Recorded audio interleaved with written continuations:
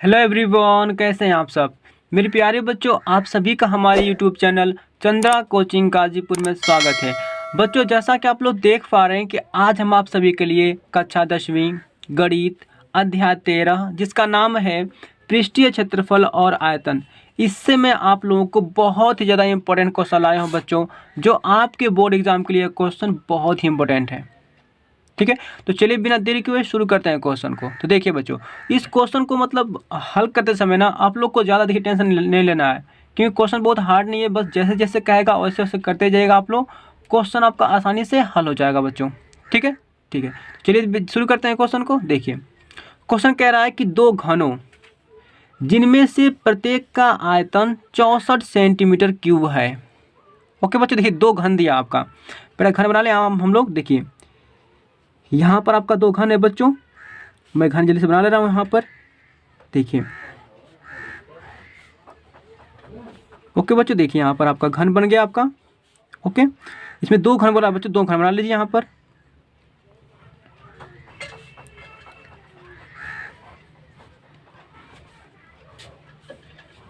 ठीक है बच्चों, देखिए दो घन बन गया हम लोग का।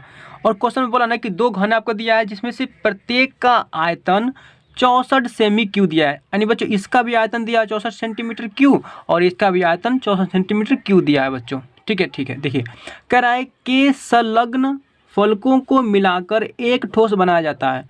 ओके बच्चों, यानी कि इनके इनके फलकों को, यानी कि इनके जो भुजाएं हैं, इनके फलक जो हैं, इनको मिलाकर ना एक ठोस बनाया जाता है, एक आकृति बनाई जाती है। ठीक है, इससे प्राप्त घनाभ का पृष्ठीय क्षेत्रफल ज्ञात कीजिए। ओके बच्चों, यानी इन दोनों घनों को मिलाकर एक घनाभ बनाया जाता है, उसी घनाभ का आपको पृष्ठीय क्षेत्रफल पूछ रहा है। ओके बच्चों, देखिए यहाँ पर हम लोग क्या करेंगे बच्चों, यहाँ पर घनाभ बनाएंगे। देखिए यहाँ पर ओके बच्चों, देखिए ये बन गया आपका घनाभ। ठीक है बच्चों, ठीक है, देखिए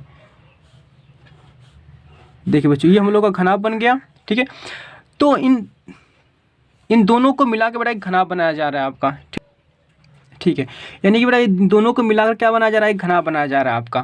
ठीक है, अब देखिए क्या इसकी भुजा आपको पता है, नहीं पता है। ठीक है, यानी इसकी ऊंचाई भी नहीं पता है, इसकी ये लंबाई भी नहीं पता है। ठीक है बच्चों, लेकिन हम लोग को इतना पता है कि एक घन की प्रत्येक भुजा क्या होती है, आपस में बराबर होती है। ठीक है, तो देखिए बच्चों, यानी कि इन दोनों घनों को मिलाकर एक घनाभ बना रहा है आपका। इस घनाभ का आपसे पूछ रहा है पृष्ठीय क्षेत्रफल। ठीक है, ठीक है, देखिए बच्चों, तो हम लोग यहाँ पर लिखेंगे सबसे पहले। यहाँ पर बच्चा हल में क्या लिखेंगे, आप हल तो लिख दिए ऊपर। देखिए यहाँ पर लिखेंगे आप लोग घनाभ का पृष्ठीय क्षेत्रफल। ओके बच्चों, देखिए इसका पृष्ठीय क्षेत्रफल निकालेंगे आप लोग ना। देखिए तो पृष्ठीय क्षेत्रफल मतलब होता क्या है घनाभ का, तो बड़ा ये देखिए इसके लिए फॉर्मूला होता है 2। ठीक है, इसके लिए फॉर्मूला होता है आपका 2 कोष्टक में LB plus BH plus HL। ठीक है बच्चों, ये होता है फॉर्मूला, घनाभ के पृष्ठीय क्षेत्रफल का ये फॉर्मूला होता है बच्चों। ठीक है, अब देखिए आपको L चाहिए, B चाहिए, आपको BH चाहिए। ठीक है ना, तो इस कैसे निकलेगा आपको, देखिए बच्चों ध्यान दीजिए।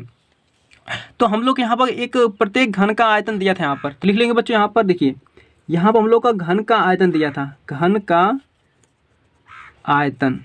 ओके बच्चों, कितना दिया था, तो देखो ये दिया था आपका 64 सेंटीमीटर क्यूब। ओके बच्चों, देखिए अब हम लोग जानते हैं घन का आयतन का जो फॉर्मूला होता है बच्चों, वो होता है आपका AQ इक्वल टू, देखिए इसको लिख लीजिए बच्चा, 64 सेंटीमीटर क्यूब। ठीक है, बेटा AQ कहाँ से आया, तो ये घन का आयतन का फॉर्मूला होता है।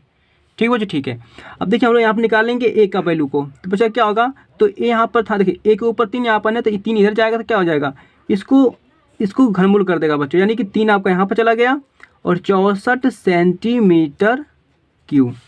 ओके बच्चों, यानी कि अगर यहाँ पर 2 रहता है तो हम लोग इसका वर्गमूल निकालते हैं, और यहाँ पर 3 दिया तो इसका हम लोग घनमूल निकालेंगे बच्चों। ठीक है, देखिए तो यहाँ पर A इक्वल टू हो जाएगा बच्चों, देखिए 64 का हम लोग निकालेंगे घनमूल, तो क्या होगा बच्चों, ये हो जाएगा 4। और देखिए ये C यानी कि C यानी सेंटीमीटर का निकालेंगे, तो यहाँ पर सेंटीमीटर क्यूब है ना, 3 बार लिखेंगे, सेंटीमीटर सेंटीमीटर सेंटीमीटर, इसमें से 1 सेंटीमीटर आपका बाहर निकल जाएगा। ठीक है बच्चों, यानी कि घन की जो भुजा बेटा प्राप्त हो गई है वो क्या हो गई आपकी, 4 सेंटीमीटर प्राप्त हो गई है। ठीक है, यानी कि देखिए यहाँ से लेकर यहाँ तक, यानी कि बेटा इसकी जो चौड़ाई कितनी होगी, 4 सेंटीमीटर होगी। इसकी ऊंचाई कितनी होगी बच्चों, तो ऊंचाई भी होगी 4 सेंटीमीटर। ठीक है, इसकी लंबाई कितनी होगी, तो लंबाई भी होगी आपकी 4 सेंटीमीटर। ठीक है, उसी तरह से इसके भी तो एकदम सेम देखो, घन का आयतन जितना इतना था उसका तो उतना भी इसका इसी का भी था, ठीक है।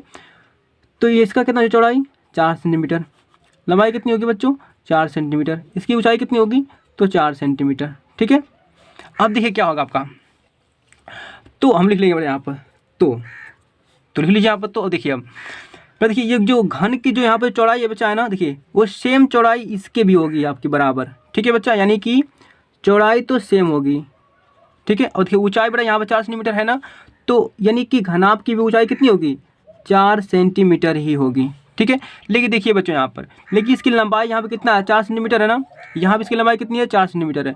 तो फिर 4 सेंटीमीटर 4 सेंटीमीटर इसकी दोनों को जो लंबाई को जोड़ेंगे तो देखिए ये आपका, ओके बच्चों देखिए यहाँ पर, देखिए बच्चों यानी कि 4 सेंटीमीटर ये है आपका और 4 सेंटीमीटर ये, यानी कि 4 ये था 4 ये था बेटा, दोनों को जोड़ेंगे 4 4, तो इसकी पूरी लंबाई कितनी हो जाएगी पूरी आपकी, ये पूरी हो जाएगी बेटा आपकी 8 सेंटीमीटर, ओके। तो लिख लीजिए यहाँ पर, तो घनाभ का लंबाई, ओके बच्चों, यानी कि लंबाई को दर्शाते हैं हम लोग एल से, ठीक है।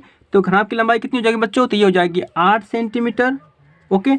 अब घनाभ का चौड़ाई, ओके बच्चों, यानी कि बी, घनाभ की चौड़ाई कितनी होगी तो चौड़ाई हो जाएगी 4 सेंटीमीटर आपकी, ठीक है बच्चों। अब देखिए घनाभ की ऊंचाई कितनी होगी, तो घनाभ की ऊंचाई इधर साथ हम लोग इसको स्मॉल एच से, ये ऊंचाई इसकी हो जाएगी 4 सेंटीमीटर, ठीक है बच्चों। देखिए यानी कि देखिए इसकी चौड़ाई उसकी ऊंचाई दोनों आपस में बराबर थी बच्चों, लेकिन ये जिसकी जो लंबाई थी ना ये इसकी दुगनी हो गई थी, ठीक है, यहाँ पर दुगनी हो गई थी, हम लोग जोड़े इसको दोनों को, तो ठीक है ना, ठीक है बच्चों। देखिए तो लगा रख दीजिए वैल्यू को यहाँ पर, देखिए यहाँ पर रखेंगे 2, क्वेश्चन में आ जाइए बच्चों, देखिए मतलब एल कितना है बच्चों, तो एल आपका 8 सेंटीमीटर रख लीजिए यहाँ पर, 8 सेंटीमीटर गुणे बी कितना है, बी आपका दिया है 4 प्लस, देखिए बी कितना है तो बी आपका 4 है, एच कितना बच्चों तो एच आपका यहाँ पर 4 है, ठीक है, प्लस एच कितना दी एच आपको दिया है 4 इंटू एल कितना, एल आपको दिया है यहाँ पर 8, ठीक है, क्वेश्चन बंद कर लीजिए, ठीक है, आगे बढ़ जाइए बच्चों, ठीक है। देखिए यहाँ पर 8 चौक को 32 प्लस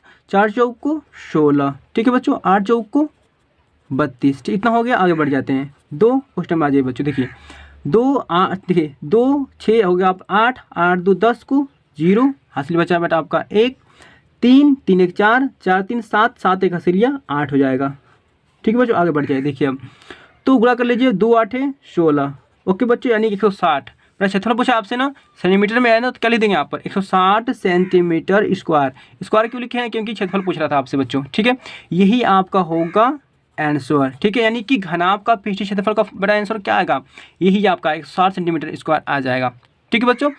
तो ये क्वेश्चन आपको अच्छी तरह समझ में आ गया होगा, ठीक है। तो एक बार देख लीजिए बच्चों हम लोग कैसे इसको हल किए हैं, ये प्रत्येक घन का आपका यहाँ पर बेटा आयतन दिया था आपका, ठीक है, तो आयतन से हम लोग क्या निकाले यहाँ भुजा निकालनी है बच्चों, यानी कि घन की प्रत्येक भुजा आपस में बराबर होती है, तो मैंने यहाँ पर प्रत्येक भुजा बराबर कर दिया है यहाँ से भुजा निकाल के, ठीक है। और हम लोग जानते हैं कि इससे जोड़ के जब बनाएंगे यहाँ पर आएगा घनाभ ना, तो घनाभ की क्या होती है, देखिए घनाभ की यहाँ पर चौड़ाई दोनों सेम होगी क्योंकि घनाभ की यहाँ पर चौड़ाई बराबर होगी और ऊंचाई भी क्या होगी बच्चों बराबर होगी, लेकिन लंबाई क्या होगी, लंबाई बढ़ गई थी बच्चों, यहाँ पर देखिए यहाँ 4 इधर 4 इधर 4 4 8 हो जाएगी लंबाई, ठीक है।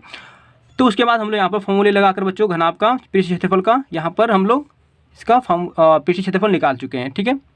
तो बच्चों आज के लिए बस इतना ही, मिलते हैं नेक्स्ट वीडियो में, थैंक यू।